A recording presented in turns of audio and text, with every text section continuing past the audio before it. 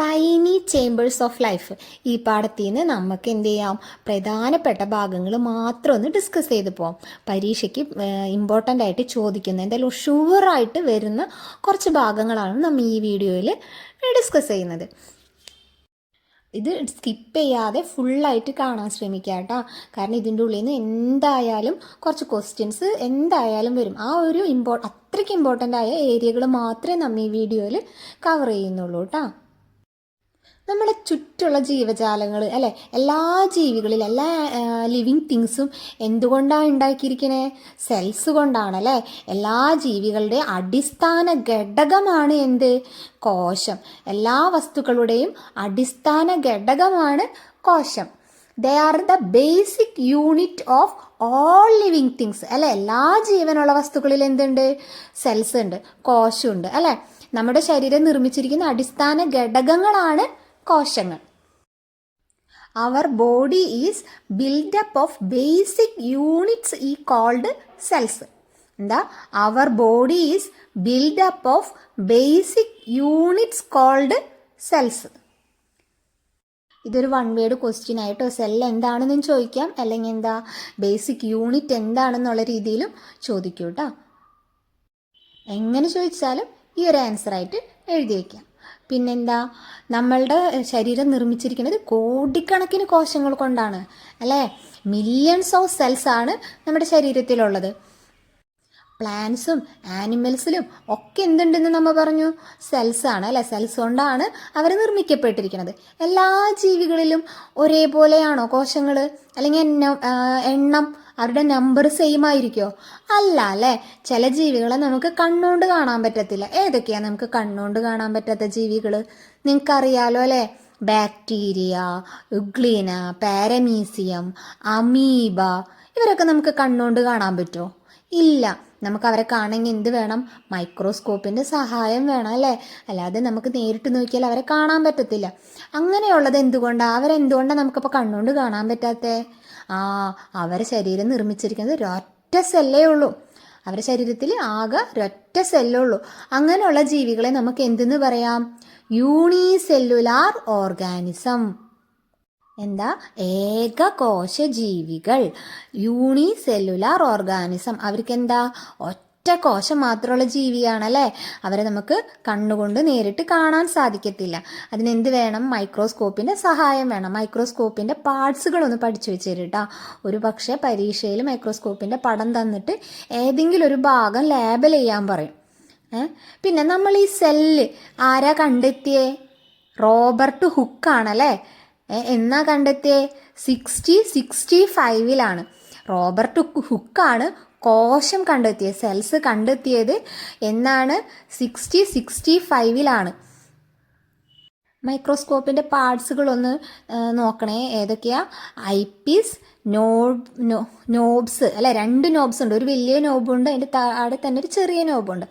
സാധാരണ ചോദിക്കാം ഐപ്പീസ് ചോദിക്കാം, കണ്ടൻസർ ചോദിക്കാം, മിറർ അടയാളപ്പെടുത്താൻ തരാറുണ്ട്, ഒബ്ജക്റ്റീവ് ലെൻസ്, സ്റ്റേജ്, ഇതൊക്കെയാണ് സാധാരണ ചോദിക്കാറുള്ളത്. നിങ്ങൾ എന്നാലും അതിൻ്റെ പാർട്സൊക്കെ ഒന്ന് പഠിച്ചേരെ.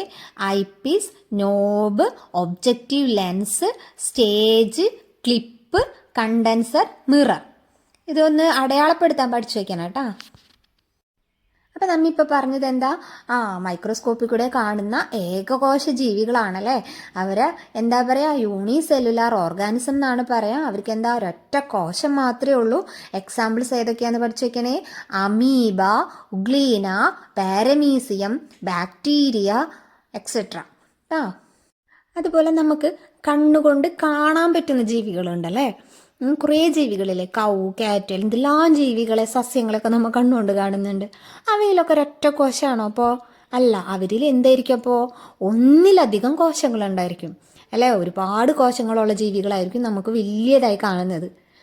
എണ്ണം കൂടുതലായിരിക്കും അല്ലേ. അപ്പം നമുക്ക് അവരെന്തെന്ന് പറയാം? ബഹുകോശ ജീവികൾ. ഏകകോശ ജീവിയാണെങ്കിൽ മറ്റേത് എന്തായിരിക്കും? ബഹുകോശ ജീവികൾ, മൾട്ടി സെല്ലുലാർ ഓർഗാനിസം എന്ന് വെച്ചാൽ എന്താ? ഒന്നിലധികം അല്ലെ, 2 3 വന്നാൽ പോലും നമ്മളതിനെന്താ പറയുക, മൾട്ടി സെല്ലുലാർ ഓർഗാനിസം എന്നാണ് കേട്ടോ പറയുക. അപ്പോൾ ഒന്നിലധികം സെൽസ് ഉള്ള ജീവികളെയാണ് നമ്മൾ എന്തെന്ന് പറയുക, ഒന്നിലധികം കോശങ്ങൾ കൊണ്ട് ശരീരം നിർമ്മിക്കപ്പെട്ട ജീവികളെയാണ് നമ്മൾ എന്തെന്ന് പറയുക, ബഹുകോശ ജീവികൾ അഥവാ മൾട്ടി സെല്ലുലാർ ഓർഗാനിസം. ധാരാളം കോശമുള്ള ബഹുകോശ ജീവികളെ നമുക്ക് എന്ത് ചെയ്യാൻ പറ്റും, കണ്ണുകൊണ്ട് കാണാൻ പറ്റും. 2 3 4 കോശമുള്ളതെന്നുണ്ടെങ്കിൽ നമുക്ക് കാണാൻ പറ്റണമെന്നില്ല അല്ലേ. അപ്പോൾ കുറേ കോശങ്ങളുള്ള ജീവികളെയാണ് നമ്മൾ എന്ത് ചെയ്യുന്നത്, കണ്ണുകൊണ്ട് നമുക്ക് സിമ്പിളായിട്ട് കാണാൻ പറ്റുന്നത്. അവയെ നമ്മൾ മൾട്ടി സെല്ലുലാർ ഓർഗാനിസം എന്ന് പറയും. An organism whose body is made up of more than one cell. അതാണ് പ്രധാനപ്പെട്ട പോയിന്റ്. എന്താണ് more than one cell is a multicellular organism. ബഹുകോശ ജീവികളിൽ നടക്കുന്ന ജീവൽ പ്രവർത്തനങ്ങൾ ഏതൊക്കെയാ എന്ന് ഓർത്ത് നോക്കിയേ. ചലനം അല്ലെ, പോഷണം, ശ്വസനം, പ്രത്യുൽപാദനം, റെസ്പോൺസ്, എന്തൊക്കെയാന്ന് പറയാം, movements, nutrition, respiration, excretion, response, reproduction etcetera അല്ലേ. നമുക്ക് കുഞ്ഞു ക്ലാസ്സിൽ പഠിച്ചിട്ടുണ്ട് അല്ലേ, ജീവനുള്ളവ എന്തൊക്കെ ചെയ്യും, ശ്വസിക്കും, ആഹാരം പാചകം ചെയ്യും, അതിനൊക്കെ നമ്മൾ പഠിച്ചിട്ടില്ലേ, ചലിക്കും. അതൊക്കെ തന്നെയല്ലേ സിംഗിൾ സെല്ലായാലും മൾട്ടി സെല്ലുലാർ ഓർഗാനിസം ആയാലും ഉണ്ടാവാം. ഏകകോശ ജീവികളായാലും ബഹുകോശ ജീവികളാണെങ്കിലും ജീവനുള്ളവ ചെയ്യുന്ന എല്ലാ കാര്യങ്ങളും അവരും ചെയ്യുന്നുണ്ടാവില്ലേ, റെസ്പോൺസ് ചെയ്യുന്നുണ്ടാവില്ലേ, മൂവ്മെൻറ്റ്സ് ചെയ്യുന്നുണ്ടാവില്ലേ. അവർക്ക് എന്ത് വേണം, ന്യൂട്രീഷൻ വേണം ജീവിക്കാൻ അല്ലേ, റെസ്പിറേഷൻ ചെയ്യണം അല്ലേ, പിന്നെന്താ എക്സ്ക്രീഷൻ ചെയ്യണം. ഇതൊക്കെ നമുക്കറിയാവുന്നതാണല്ലേ, വിസർജനം ചെയ്യണം, ശ്വസിക്കണം, ഇതൊക്കെ നമ്മൾ പഠിച്ചിട്ടുള്ളതാണ്. അപ്പോൾ ഏകകോശ ജീവിയാണേലും ബഹുകോശ ജീവികളിലും നടക്കുന്ന പ്രവർത്തനങ്ങൾ എന്താണ്, ഏകദേശം സെയിം തന്നെയാണ് അല്ലേ, ഒരുപോലെ തന്നെയാണ്. പിന്നെ എന്താ പ്രത്യേകത, ഏകകോശ ജീവിയിൽ ഈ പറഞ്ഞ എല്ലാ കാര്യവും ചെയ്യുന്നത് ആരായിരിക്കും, ഒരൊറ്റ സെല്ല് തന്നെ ആയിരിക്കും. ആ ഒരു വ്യത്യാസം മാത്രം ഇതിലുള്ളൂ.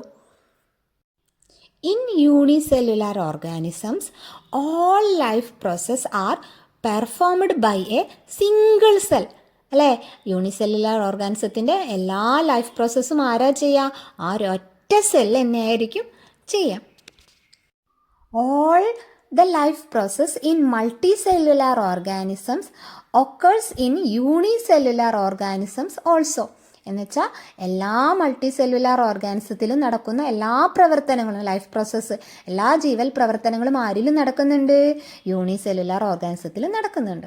അത് യൂണിസെല്ലുലാറിലാവുമ്പോൾ എന്താ, എല്ലാ പ്രവർത്തനവും ചെയ്യുന്നത് ഒരൊറ്റ സിംഗിൾ സെല്ലായിരിക്കും അല്ലേ. എല്ലാ ലൈഫ് പ്രോസസ്സും പെർഫോം ചെയ്യുന്നത് ആരായിരിക്കും, ഒരൊറ്റ സെല്ല് തന്നെയായിരിക്കും.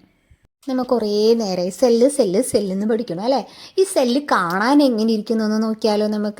നമ്മൾ പറഞ്ഞു ആനിമൽസിലും സെല്ലുണ്ട്, പ്ലാന്റ്സിലും സെല്ലുണ്ട് അല്ലേ. ആനിമൽസിൻ്റെ ശരീരം നിർമ്മിക്കപ്പെട്ടിരിക്കുന്നത് ഒരുപാട് സെൽസ് കൊണ്ടാണ്. ചിലത് ഒരു സെല്ല്, ചിലതിന് ഒരുപാട് സെൽസ് ഉണ്ടായിരിക്കും. പ്ലാന്റ്സിൽ അങ്ങനെ തന്നെ അല്ലേ, സെൽസ് കൊണ്ടാണ്, കോശങ്ങൾ കൊണ്ടാണ് നിർമ്മിക്കപ്പെട്ടതെന്ന് നമ്മൾ പറയണം. അപ്പോൾ ഈ കോശങ്ങൾ എങ്ങനെയായിരിക്കും, ആനിമൽസിൻ്റെയും പ്ലാന്റ്സിൻ്റെയും കോശങ്ങൾ ഒരുപോലെയാണോ? ഒരു സൂത്രം പോലെ പറഞ്ഞേര്. ഇപ്പം നമ്മിങ്ങനെ ചിന്തിക്കുക, ആനിമൽസ് അല്ലെങ്കിൽ നമ്മൾ ഭയങ്കര പെരുമഴ വന്നു കഴിഞ്ഞാൽ നമ്മൾ എന്ത് ചെയ്യും, നമ്മുടെ മേത്തൊക്കെ വീഴുമ്പോൾ നമുക്ക് വേദന എടുക്കുമ്പോൾ, ആ മഴത്തുള്ളിയൊക്കെ വീഴുമ്പോൾ നമുക്ക്, കുഞ്ഞു മഴ നമുക്ക് വേദന എടുക്കില്ല, വലിയ മഴയൊക്കെ പെയ്യണം, അല്ലെങ്കിൽ അതിശക്തമായ വെയിലൊക്കെ ആണെങ്കിൽ നമുക്ക് സഹിക്കാൻ പറ്റില്ലല്ലോ, കുറച്ചേരം നിൽക്കുമ്പോഴത്തേനും പൊള്ളും, നമുക്ക് എങ്ങനെയെങ്കിലും ഒരു തണലിലേക്ക് ഓടിപ്പോകണം തോന്നും അല്ലേ. അപ്പം നമ്മൾ എന്ത് ചെയ്യും, പെരുള്ളിലേക്ക് ഓടിക്കയറും, അല്ലെങ്കിൽ ഏതെങ്കിലും തണലുള്ള ഭാഗത്തേക്ക് മാറി നിൽക്കും. മഴയാണെങ്കിലും അങ്ങനെ തന്നെ അല്ലേ, മഴ കൊള്ളാത്തൊരു ഭാഗത്തേക്കായിട്ട് മാറി നിൽക്കാൻ നോക്കും നമ്മൾ. പെരുമഴയാണെങ്കിൽ, കുഞ്ഞുമഴ അല്ല കേട്ടോ, കുഞ്ഞുമഴയൊക്കെ നമുക്ക് കൊള്ളാൻ ഭയങ്കര ഇഷ്ടമല്ലേ, അച്ഛൻ്റെ അമ്മയിൽ നിന്ന് തല്ലി കിട്ടില്ല എന്നുണ്ടെങ്കിൽ മഴയത്തൊക്കെ ഒന്ന് ഓടിക്കളിക്കാമെന്ന് വിചാരിക്കും. പക്ഷെ ഭയങ്കര പെരുമഴയാണെങ്കിൽ നമ്മൾ നിൽക്കുമോ, ഇടിവെട്ടോടുകൂടിയൊക്കെയുള്ളൊരു പെരുമഴ വന്നാൽ നമ്മൾ ഓടി സേഫായ ഒരു സ്ഥലത്തേക്ക് മാറും. നമ്മനല്ല, എല്ലാ ആനിമൽസും. പ്ലാന്റ്സിന് അങ്ങനെ പറ്റുമോ, ഇല്ല അല്ലേ. പ്ലാന്റ്സിന് ഒരു നിൽക്കുന്ന സ്ഥലത്ത് നിന്ന് മറ്റൊരു സ്ഥലത്തേക്ക് പോകാൻ പറ്റില്ല. അവർക്ക് മൂവ്മെൻറ്റ്സ് ഉണ്ട്, അവരെ ഇലകളൊക്കെ ഇങ്ങനെ ആട്ടാൻ പറ്റുന്നല്ലാതെ, ചെറിയ ചെറിയ മൂവ്മെൻറ്റ്സുകൾ ഉണ്ടെന്നല്ലാതെ അവർക്ക് ആ ഒരു സ്ഥലത്ത് നിന്ന് മാറി മറ്റൊരു സ്ഥലത്തേക്ക് പോകാൻ പറ്റുമോ? അയ്യോ, ഇവിടെ കുറേ നേരമായി കടലിൻ്റെ അവിടെ നിൽക്കണേന് കുറച്ച് നേരം പുഴ നിരത്ത് പോയി നിൽക്കാന്ന് വിചാരിച്ചിട്ട് നമ്മുടെ വല്ല ട്രീ പ്ലാന്റ്സ് ഒക്കെ ഓടിപ്പോണുണ്ടോ? ഇല്ല അല്ലേ, അവരവിടെ തന്നെ നിൽക്കണം അവർക്ക്. അപ്പോൾ നമ്മൾ ചിന്തിക്കുക എന്താ, പ്ലാന്റ്സിൻ്റെ സെല്ലും അപ്പോൾ എന്തായിരിക്കും, ആനിമൽസിൻ്റെ സെല്ലും ഡിഫറെൻ്റ് ആയിരിക്കും എന്നൊന്ന് ചിന്തിക്കാം. കാരണം പ്ലാന്റ്സിന് ഇതിനൊന്ന് പ്രൊട്ടക്റ്റ് ചെയ്യാൻ പറ്റുന്ന രീതിയിലുള്ള എന്തെങ്കിലും ഒന്ന് വേണമെന്ന് ചിന്തിക്കുന്നത് ഒരു സൂത്രാട്ടാണ്. നമ്മൾ പ്ലാന്റ്സിലും ആനിമൽസിലും മാറിപ്പോകാണ്ടിരിക്കാൻ വേണ്ടി ആലോചിക്കാൻ പറയാനാണ്. അപ്പോൾ എന്തായിരിക്കും, പ്ലാന്റിൻ്റെ സെല്ലിലും ആനിമൽസിൻ്റെ സെല്ലിലും കവറിങ്ങിൻ്റെ പ്ലാന്റിൻ്റെ സെല്ലിൽ അപ്പോൾ എന്തുണ്ടായിരിക്കും, സെൽ വോൾ എന്ന് പറഞ്ഞൊരു കവറിങ് കൂടുതലുണ്ടായിരിക്കും അല്ലേ. ആനിമൽസിൽ അതുണ്ടാവില്ല. ആനിമൽസിൽ സെൽ മെംബ്രെയിൻ മാത്രമേ ഉള്ളൂ. പ്ലാന്റ് സെല്ലിൽ സെൽ വോളും സെൽ മെംബ്രെയിനും ഉണ്ടാവും. പ്ലാന്റ്സ് എന്താ, ആഹാരം പാചകം ചെയ്യുന്നു. നമ്മൾ കുഞ്ഞു ക്ലാസ്സിൽ പഠിച്ചിട്ടുണ്ട് പ്ലാന്റ്സിന് ആഹാരം പാചകം ചെയ്യാൻ പറ്റുന്നു. അപ്പോൾ അവർ ആഹാരം പാചകം ചെയ്യാൻ അവർക്ക് എന്ത് വേണം, ഫോട്ടോസിന്തസിസ് പ്രോസസ്സ് നടത്താൻ ക്ലോറോപ്ലാസ്റ്റ് വേണം അല്ലേ. അപ്പോൾ ആനിമൽസിൽ ഉണ്ടാവുമോ അത്? ആനിമൽസിന് ഫോട്ടോസിന്തസിസ് ചെയ്യാൻ പറ്റുമോ? ഇല്ല, പ്ലാന്റ്സിന് മാത്രമേ ചെയ്യാൻ പറ്റുള്ളൂ അല്ലേ. അപ്പോൾ പ്ലാന്റ്സിൻ്റെ സെല്ലിൽ ആ ഒരു കാര്യം കൂടി കൂടുതലായിട്ടുണ്ടായിരിക്കും. ഓക്കെ, ആനിമൽ സെല്ലിൻ്റെ പിക്ചറിലേക്ക് ഒന്ന് നോക്കിയേ. എന്തൊക്കെയുണ്ട്? സെൽ മെംബ്രെയിൻ ഉണ്ട്, cytoplasm, nucleus, vacuole, ribosome, endoplasmic reticulum, mitochondria. ഇതിൽ നമ്മൾ റൈബോസോമിനെ ഇടയ്ക്കിടയ്ക്ക് മാറി മറിച്ചൊക്കെ ചോദിക്കാറുണ്ട് കേട്ടോ. ഇതിൻ്റെ ഫങ്ഷൻസ് നിങ്ങൾ നിർബന്ധമായി പഠിച്ചിരിക്കണേ. ഒന്നുകിൽ റൈബോസോം തന്നിട്ട് അതിൻ്റെ ഫങ്ഷൻ എന്താണെന്ന് ചോദിക്കും, അതല്ലെങ്കിൽ സെല്ലിൽ പ്രോട്ടീൻ സിന്തസൈസ് ചെയ്യുന്നത് എന്താണ്, അല്ലെങ്കിൽ സിന്തസൈസ് ഓഫ് പ്രോട്ടീൻ എന്താണെന്ന് ചോദിച്ചാൽ റൈബോസോം എന്ന് ആൻസർ ചെയ്യണം കേട്ടോ. തിരിച്ചും മറിച്ചും ഫങ്ഷൻ തന്നിട്ട് ഏത് പാർട്ടാണ് ഏത് പാർട്ടാണ് സെല്ലിൻ്റെ ഏത് പാർട്ടാണ് അത് ചെയ്യണേന്ന് ചോദിക്കും കേട്ടോ. അപ്പോൾ റൈബോസോം ഇടയ്ക്കിടയ്ക്ക് ചോദിക്കുന്ന ഒരു ക്വസ്റ്റ്യൻ ആണ്.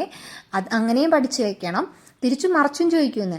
പിന്നെന്താണ്, സെല്ല് തന്നിട്ട് ചിലപ്പോൾ സെല്ല് വരയ്ക്കാൻ പറയും, അല്ലെങ്കിൽ സെല്ല് തന്നിട്ട് അതിൻ്റെ പാർട്സ് അടയാളപ്പെടുത്താൻ പറയും, അല്ലെങ്കിൽ ആനിമൽ സെല്ലിൻ്റെയും പ്ലാന്റ് സെല്ലിൻ്റെയും ഡിഫറൻസും ചോദിക്കും.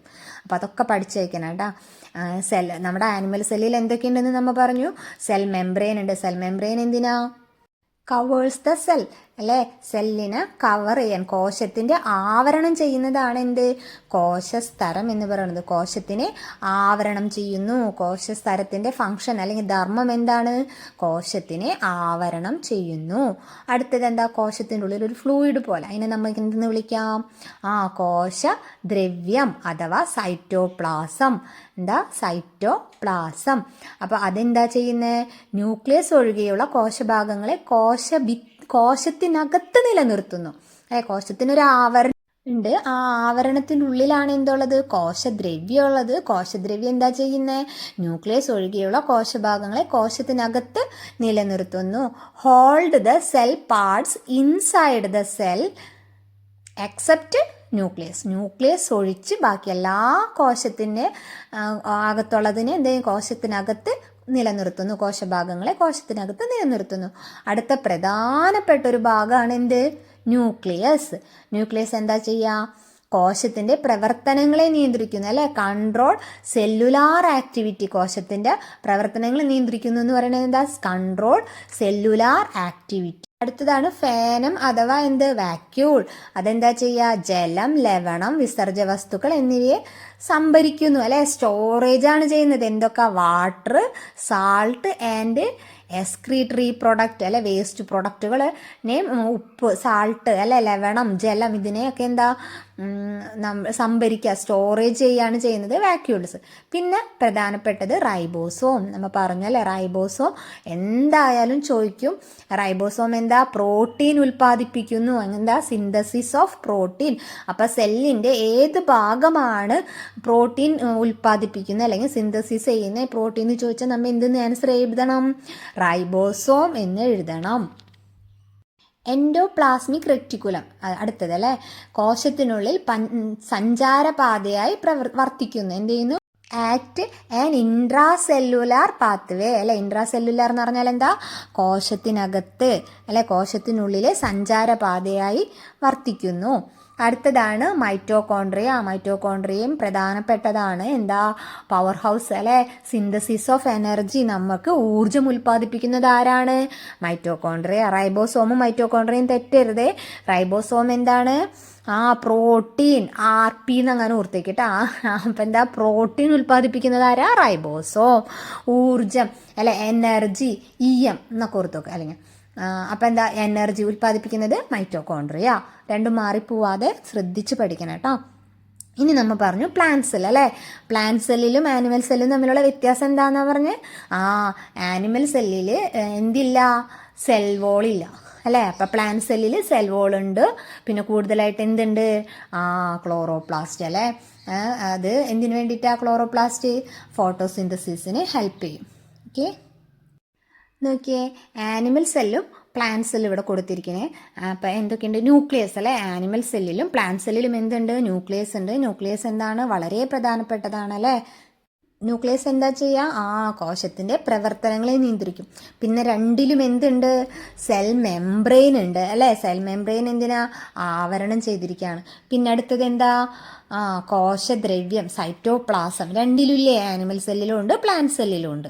അടുത്തത് റൈബോസോം അല്ല, രണ്ടുപേരിലും ഉണ്ട്. ആനിമൽ സെല്ലിലും ഉണ്ട്, പ്ലാന്റ് സെല്ലിലും ഉണ്ട്. എന്താണ് റൈബോസോം? Synthesis protein. തെറ്റരുത് കേട്ടോ. RB എന്ന് ഓർക്കാം കേട്ടോ. അല്ല, RP. അപ്പോൾ പ്രോട്ടീൻ സിന്തസിസ് ചെയ്യുന്നത് ഏതാ? റൈബോസോം. അങ്ങനെ ആലോചിക്കട്ടാ. അങ്ങനെയൊക്കെ ട്രിക്ക് ഉപയോഗിച്ച് പഠിക്കണേ. അപ്പോൾ നമ്മുടെ മെമ്മറിയിൽ എക്സാം ഹാളിൽ തെറ്റാതെ നമുക്ക് കയറുള്ളൂ. പിന്നെന്താ? മൈറ്റോകോൺട്രിയ രണ്ടുപേരിലുണ്ട്. എന്താ മൈറ്റോകോൺട്രിയ ചെയ്യുന്നത്? ഊർജ്ജം ഉൽപ്പാദിപ്പിക്കുകയാണ് അല്ലെ, എനർജി പ്രൊഡ്യൂസ് ചെയ്യണം, എനർജി. അപ്പം എന്താ? ME എന്ന് ഓർക്കുക അല്ലെ. എനർജി ആരാ? M ആരാ? മൈറ്റോകോൺട്രിയ. അങ്ങനെ ഓർത്ത് വയ്ക്കുക. പിന്നെ പ്ലാന്റ് സെല്ല്, നമ്മൾ നേരത്തെ ഒരു കഥ പോലെ ഒരു എക്സാമ്പിൾ പറഞ്ഞല്ലേ, അത് ഓർത്ത് നോക്കാം. പ്ലാന്റ് സെല്ലിൽ അപ്പോൾ സെൽ മെംബ്രെയിൻ കൂടാതെ സെൽ വോൾ നമ്മൾ ചെമര് അങ്ങനെ ഓർക്കാം. അപ്പോൾ പ്ലാന്റ് സെല്ലിൽ എന്തുണ്ട്? സെൽ വോൾ കൂടി ഉണ്ട്. പിന്നെന്താ? അവർക്ക് ഫോട്ടോസിന്തസിസ് ചെയ്യണം. അപ്പോൾ അതിനെന്ത് വേണം? ക്ലോറോപ്ലാസ്റ്റ് വേണം. പിന്നെ വാക്യൂൾ രണ്ടുപേരിലും ഉണ്ട്. ആനിമൽ സെല്ലിലും ഉണ്ട്. ഇതിൽ ആനിമൽ സെല്ലിൽ മാത്രം കാണിച്ചിട്ടുള്ളൂ കേട്ടോ. ആനിമൽ സെൽസിലും ഉണ്ട്, പ്ലാന്റ് സെല്ലിലും ഉണ്ട്. വ്യത്യാസം എന്താണെന്ന് വെച്ചാൽ ആനിമൽ സെല്ലിൽ കുഞ്ഞായിട്ടായിരിക്കും വാക്യൂൾസ് ഉണ്ടാവുക. പക്ഷെ പ്ലാന്റ് സെല്ലിൽ എന്തായിരിക്കും? ഒരൊറ്റ വലിയ വാക്യൂളായിട്ടായിരിക്കും കാണാം. എന്താ അതിൻ്റെ പ്രധാനം? സ്റ്റോറേജ് അല്ലേ. ജലം, ലവണങ്ങളൊക്കെ എന്താ? സ്റ്റോറേജ് ചെയ്ത് വെക്കുക. എക്സ്ക്രീറ്ററി പ്രൊഡക്റ്റൊക്കെ സ്റ്റോർ ചെയ്ത് വെക്കുകയാണ് എന്ത് ചെയ്യുന്നത്? വാക്യൂൾ ചെയ്യുന്നത്. ഇവർ തമ്മിലുള്ള സിമിലാരിറ്റിയും ഡിഫറൻസൊക്കെ മനസ്സിലായില്ലേ അല്ലേ. ഡിഫറൻസ് എന്താണ്? സെൽ വോളും പിന്നെ ക്ലോറോപ്ലാസ്റ്റും ഉണ്ട്. വാക്യൂള് പ്ലാന്റ് സെല്ലിൽ എന്തായിരിക്കും? വലുതായിരിക്കും. ആനിമൽ സെല്ലിൽ ചെറുതായിരിക്കും. അത് മാത്രമുള്ള അതിൽ ഡിഫറൻസ് ആയിട്ട് നിങ്ങൾക്ക് പഠിക്കാനുള്ളത്. ഇനി നമ്മൾ പറഞ്ഞു യൂണിസെല്ലുലാർ ഓർഗാനിസത്തിൽ ലൈഫ് പ്രോസസ്സ് എല്ലാം ആരാ ചെയ്യുന്നത്? ഒരൊറ്റ സെല്ലാണ് ചെയ്യുന്നതെന്ന് പറഞ്ഞു. മൾട്ടി സെല്ലുലാർ ഓർഗാനിസത്തിലോ ഒരുപാട് സെൽസ് ഉണ്ട് അല്ലേ. അപ്പോൾ ഒറ്റ സെല്ലായിരിക്കുമോ ചെയ്യുക? അല്ല, ഓരോ ലൈഫ് പ്രോസസ്സും ഓരോ തരത്തിലുള്ള സെൽസ് ആയിരിക്കും ചെയ്യുക. ഒരു കൂട്ടം ടിഷ്യൂസ് എന്ന് പറയും. നമ്മൾ സെൽസിൻ്റെ കൂട്ടത്തെയാണ് നമ്മൾ എന്തെന്ന് പറയുക? ടിഷ്യൂസ് എന്ന് പറയാം. അപ്പോൾ ആ ഒരു കൂട്ടം സെൽസുകളായിരിക്കും എന്ത് ചെയ്യുക? ഒരു പ്രവർത്തനം ചെയ്യുക. മറ്റേ കൂട്ടം സെൽസ് എന്ത് ചെയ്യും? മറ്റൊരു രീതിയിലുള്ള പ്രവർത്തനം ചെയ്യും. നമ്മുടെ ശരീരഭാഗങ്ങൾ തന്നെ എടുത്തു നോക്കി നിങ്ങൾ. തലയുണ്ട്, കണ്ണുണ്ട് അല്ലേ. അങ്ങനെയൊക്കെ. പിന്നെ നമുക്ക് എന്തൊക്കെ അറിയാം? ആന്തരിക അവയവങ്ങളായിട്ട് കിഡ്നി, ഹാർട്ട്, അങ്ങനെയൊക്കെ അറിയില്ലേ, ലിവർ. ഇതൊക്കെ ഒരേപോലെയാണോ? കാണാനും ഒരുപോലെയല്ല, അവയുടെ പ്രവർത്തനങ്ങളും ഒരുപോലെയല്ല അല്ലേ. അപ്പോൾ അവിടെ കോശങ്ങളും എന്തായിരിക്കും? അവരുടെ സെൽസ് എന്തായിരിക്കും? വേറെ ആയിരിക്കും അല്ലേ.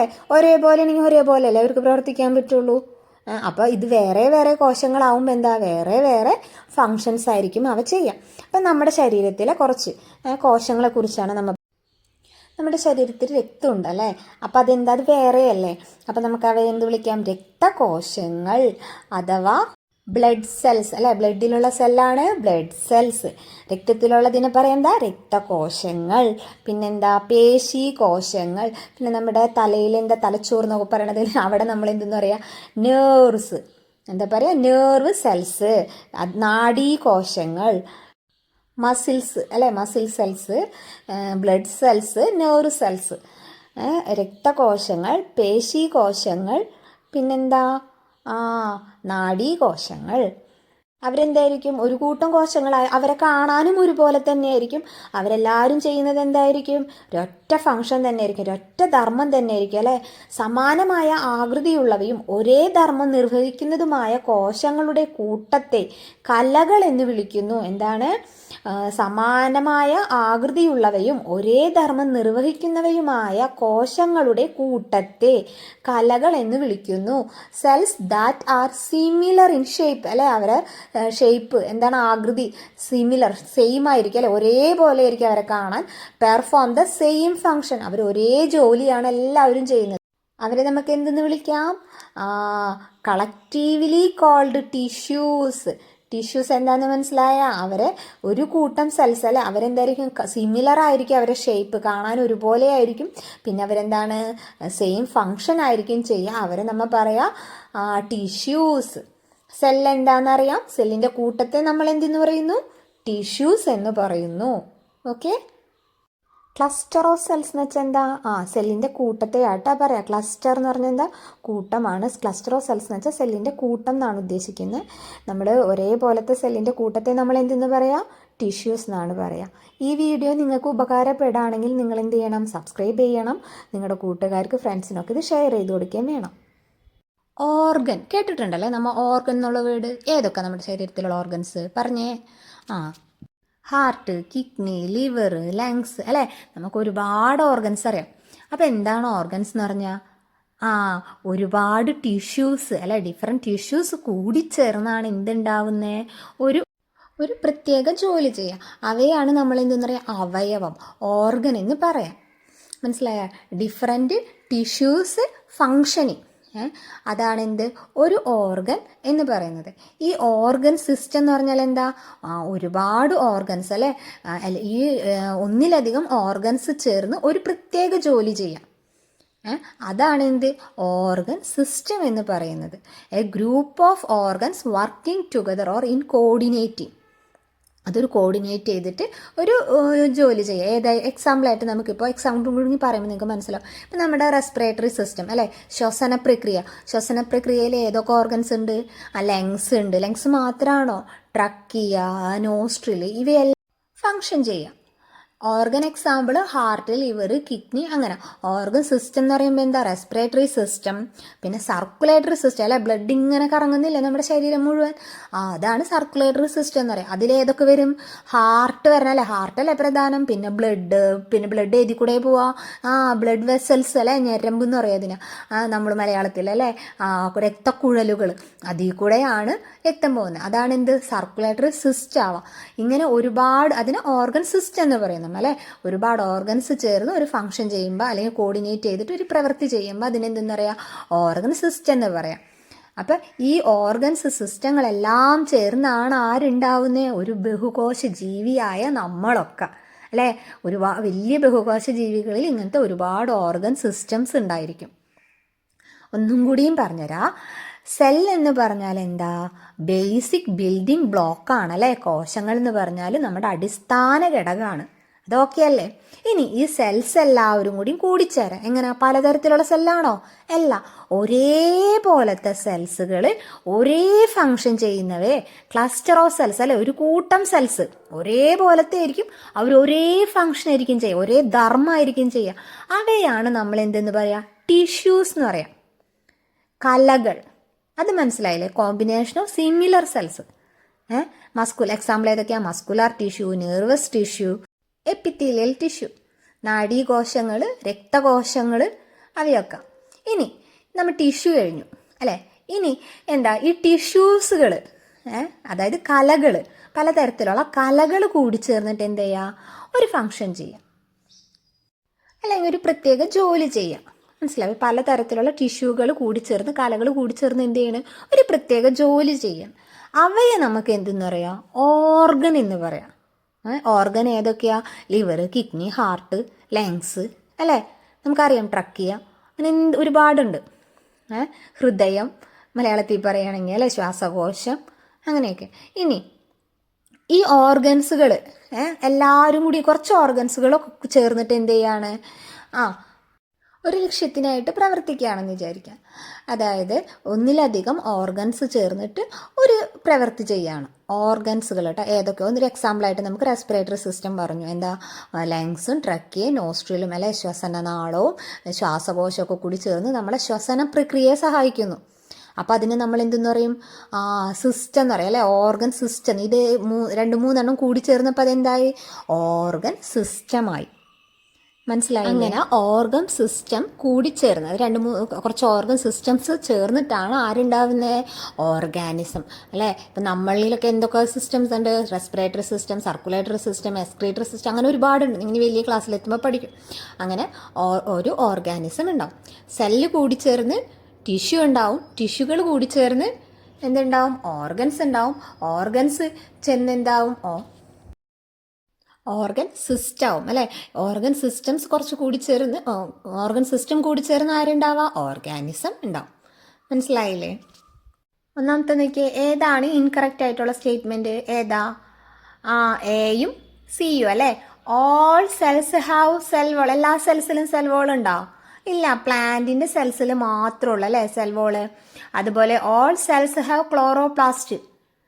അതാ ആനിമൽ സെല്ലിൽ ക്ലോറോപ്ലാസ്റ്റ് ഉണ്ടോ? ഇല്ലല്ലോ, പ്ലാന്റ് സെല്ലിൽ മാത്രമല്ലേ ഉള്ളൂ.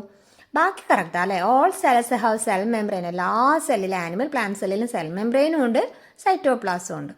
ഇനി രണ്ടാമത്തെ ക്വസ്റ്റ്യൻ എന്താ? രണ്ടാമത്തെ ക്വസ്റ്റ്യൻ ഈ പറഞ്ഞിരിക്കുന്നത് ആനിമൽസിൻ്റെയും പ്ലാന്റ്സിൻ്റെയും സെൽസ് ഉണ്ടാക്കിയിരിക്കുന്നത് ആനിമൽസിൻ്റെയും പ്ലാന്റ്സിൻ്റെയും ബോഡി ഉണ്ടാക്കിയിരിക്കുന്നത് എന്തുകൊണ്ടാണ്? സെല്ലുകൊണ്ടാണ്. ശരിയാണല്ലേ? അപ്പം അതിൻ്റെ കൺക്ലൂഷനായിട്ട് എന്താ പറയുക, അല്ലെങ്കിൽ സ്റ്റേറ്റ്മെൻറ്റ് താഴെ കൊടുത്തിരിക്കുന്നത് ഏതാ? Cells are the building block of all living things. അതല്ലേ correct? Cells are the building block of all living things.